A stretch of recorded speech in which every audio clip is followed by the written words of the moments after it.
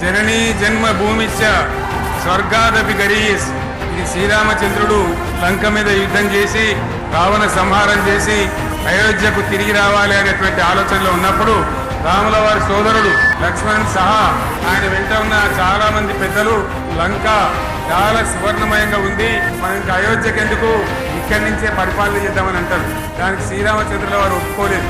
ఆయన చెప్పిన మాట ఏంటంటే, కన్న తల్లిని జన్మభూమిని మించినటువంటి స్వర్గం ఏది కూడా ఉండదు, కాబట్టి మనం అయోధ్యకే తరలిపోవాలని చెప్పి మళ్ళీ అందరిని తీసుకొని అయోధ్యకు రావడం జరిగింది.